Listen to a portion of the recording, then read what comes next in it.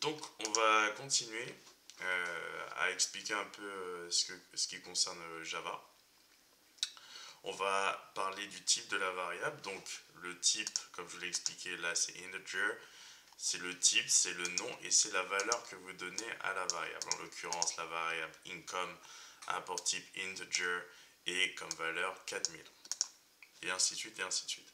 Donc, l'intérêt de donner un type à votre classe, c'est que pendant l'exécution d'un programme, votre processeur, donc l'unité centrale de traitement, a besoin de savoir combien d'espace il va devoir réserver à votre variable. Donc c'est vraiment important de spécifier le type de la variable, comme ça lui donne une indication. Et utiliser un type pour déclarer une variable donc permet donc à votre processeur de lui allouer un espace mémoire adapté. Donc déjà c'est quelque chose à retenir. Donc, pas tout à l'heure, oui, si tout à l'heure on a vu double, mais pour les décimaux, il y a également float. Donc, les deux types ont le même but. La différence, c'est que double est 2 fois plus précis que float, ce qui signifie qu'il propose plus de décimales après la virgule. C'est simple.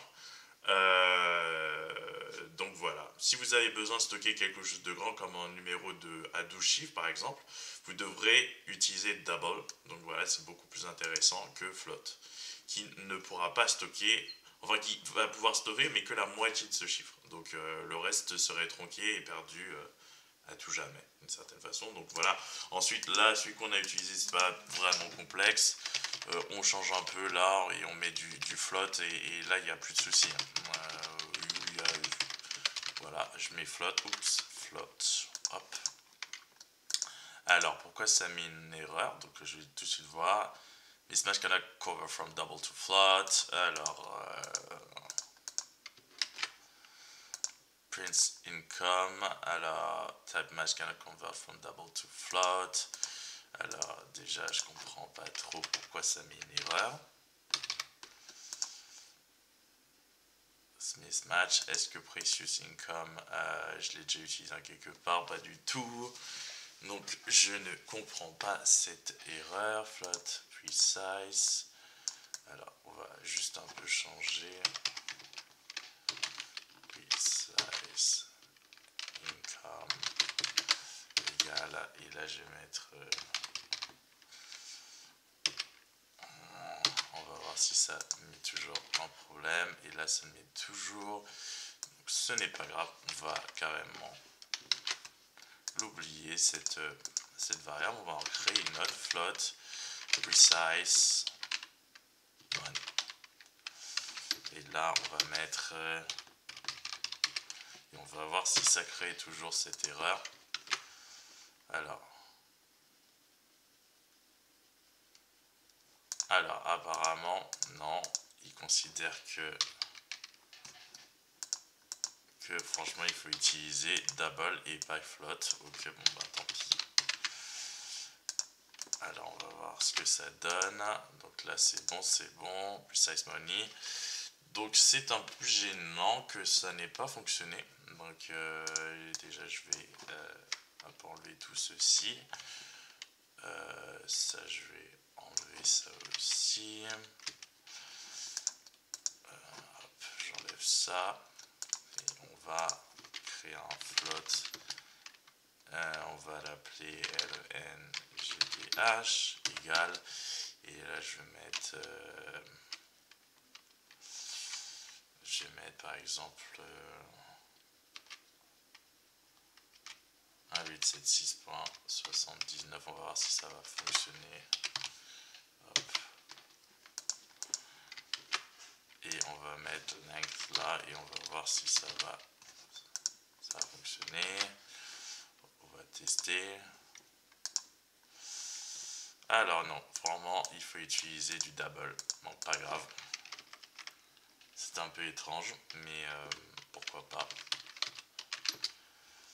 Voilà, là il n'y a plus de message d'erreur. Donc si je relance, voilà. Ok, bon on verra prochainement pourquoi ça n'a pas fonctionné. Parce que normalement, jusqu'à 2 décimales après la virgule, on peut utiliser float. Là, ça pose un souci. C'est un peu curieux. je vais juste vérifier quelque chose. La flotte est acceptée sans problème. Ok, bah ça crée la décimale. Donc là ça fonctionne, mais pas si je mets ça. Ça va considérer qu'il faut que ce soit en double. Ok. Donc je vais faire autre chose. Je vais essayer de faire un petit calcul simple. 1 divisé par 2. Donc voilà, normalement c'est du float aussi, ça doit faire 0,5. Est-ce que ça fonctionne? Ah mince, j'ai oublié d'enregistrer. Hop, et là, effectivement, mais là ça met pas du tout le bon résultat, ça met, on a perdu du résultat, ça met 0,0 alors que normalement ça aurait dû mettre 0,5. Donc pour bien le faire, apparemment il faut nécessairement convertir en double, et même ça ne fonctionne pas. Donc c'est curieux, très curieux même.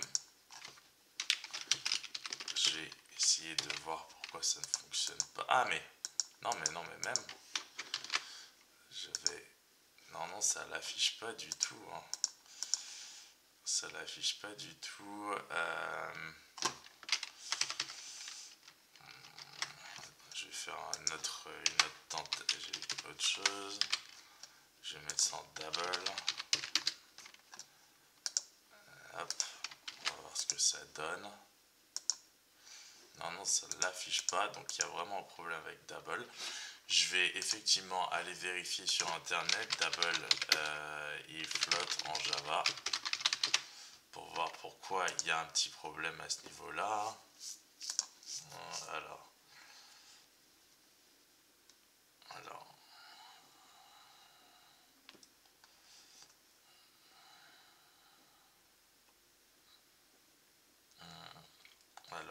Non, il n'y a absolument rien qui est dit par rapport à ça. C'est clairement étrange. Je vais essayer autre chose. Je vais essayer float. Alors, je vais essayer float int. Float number. 1 égale, on va faire 1. Et on va faire un float number 2 pour mieux comprendre si ça fonctionne, s'il faut que les deux nombres soient en float pour que ça nous donne un résultat en float. On va juste tester ça. Et maintenant, on va faire la division. Float division. Et on va l'appeler number 1 divisé par number 2. Et on va voir si ça fonctionne. Float. Et là, normalement, ça pourrait fonctionner. Normalement, il n'y a pas de... Il n'y a vraiment aucune raison pour que ça ne fonctionne pas. Donc, on teste. Et là, ce serait 0,5. Et là, ça fonctionne. Donc, en gros, on comprend mieux la chose. Il faut que les deux nombres, le dividende et le diviseur, soient de type float pour que le résultat de la division, qui soit de type float, également donne le bon résultat. On peut essayer de voir si c'est double et double, ça va quand même fonctionner. J'ai peut-être un doute. Parce que si on met tout en double, ça devrait fonctionner normalement. Puisque c'est la même logique, c'est plus précis. Donc effectivement, ça fonctionne. Donc voilà. En l'occurrence, on n'a pas besoin d'entendre d'espace mémoire. Donc on va mettre ça en float. Hop. Float et tout ça en float. Mais là au moins vous avez vu le petit piège du float, c'est qu'il faut que les deux nombres que l'on divise soient de type float pour que le résultat soit le bon. Donc voilà, ensuite on va un peu progresser vers des choses un peu plus complexes, hein, parce qu'on va pas non plus s'attarder sur du vieux bidule comme ça. Et on va par exemple voir les booleans. Donc voilà, le type boolean Java. Donc on va définir un boolean, donc une variable, déclarer une variable boolean. Donc on met boolean is a float, is float égal, et là je vais mettre is true pardon. Donc hop. Donc on a mis true, ça a été déclaré, mais il n'est pas utilisé, donc if isFloat, et là on va mettre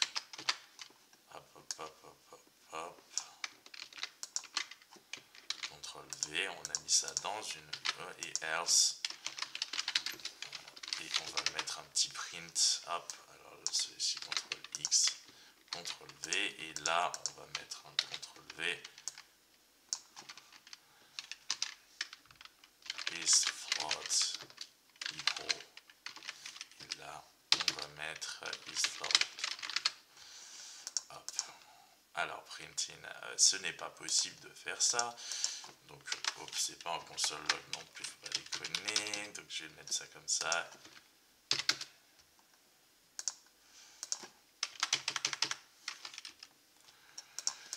Donc voilà, c'est parti. Donc là on va juste faire le test. Donc ça met bien parce que c'est, et là si je change, donc je vais mettre juste, je vais voir si ça passe le point d'interrogation. Parce que isFloat true. Alors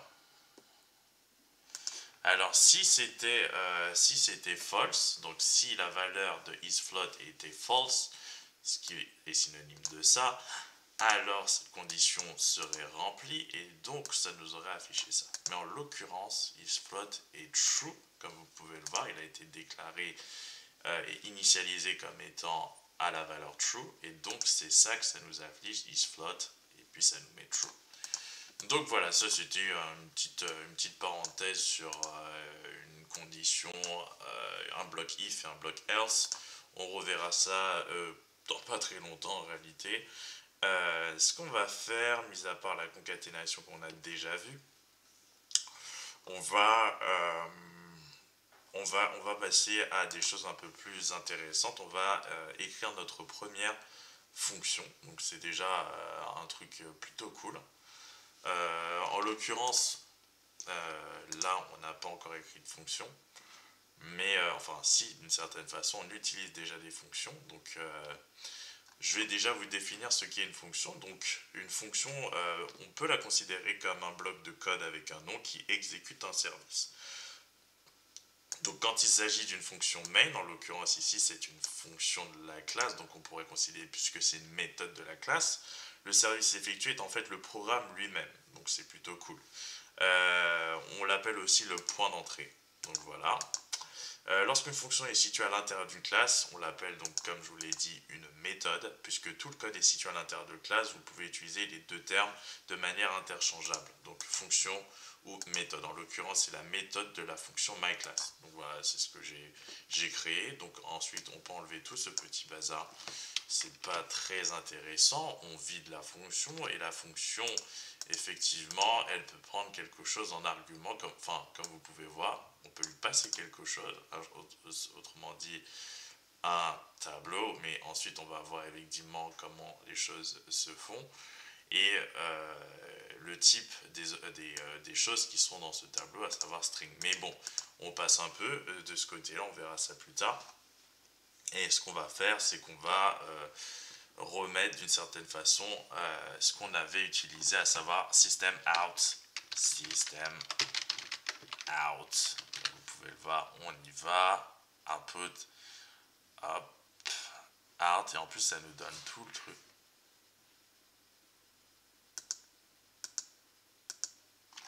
System out, print, ln, et hop, et nous, ce qu'on va écrire, c'est hello friends. Hop, et on met évidemment un point virgule qui caractérise l'instruction. Donc voilà, et là effectivement, si on redémarre hello friends. Donc voilà notre fonction, notre méthode de la fonction myClass, de la classe myClass, pardon, n'a comme objectif que d'afficher dans la console, en l'occurrence, hello friends. Donc c'est pas très intéressant. Donc ce que vous devez comprendre, c'est que ici on utilise un environnement de développement, donc c'est beaucoup plus simple. Mais la première instruction, donc package my project, est une déclaration de package. Ensuite, la déclaration public class myClass définit le nom de la classe comme étant myClass. Et en Java, l'ensemble du code doit se trouver à l'intérieur d'une classe. Donc voilà. Et enfin, public statique void main, c'est le morceau de code que l'interpréteur Java recherche lorsque vous démarrez un programme. Donc une instruction avec une classe utilitaire comme system. Donc ça c'est, comme vous pouvez le voir, la classe utilitaire system, hein, parce que si vous regardez, my system class contains several useful class fields and methods. Évidemment, on utilise une de ces méthodes. It cannot be instantiated among the facilities provided by system class are standard input, standard output, and error output streams. Access to externally defined properties and environment variable means of loading files and libraries, and a utility method for quickly copying a portion of an array. Donc franchement, pas mal de choses quand même, on verra ça beaucoup plus tard. C'est même pas obligatoire, donc voilà, nous on l'utilise pour effectivement outputer dans le terminal, donc voilà, c'est fait. Ce que je peux vous dire d'autre, là en réalité il n'y a pas grand chose à dire puisqu'on n'a même pas eu besoin d'utiliser Javac. Puisque le terminal, lorsqu'on clique là, ça le fait automatiquement pour nous, mais normalement, si vous voulez exécuter, quand il n'y a pas d'environnement de développement, votre code Java dans le terminal, vous utilisez la commande javac et vous mettez le nom du package, en l'occurrence ma project, slash, et le nom du fichier que vous voulez exécuter, maclass.java. Donc voilà. Ça, c'était une chose que je voulais vous montrer. On verra la suite dans une prochaine vidéo. On va essayer d'avancer un peu plus vite aussi et de vous donner un exemple de méthode qu'on peut utiliser avec les strings. Voilà.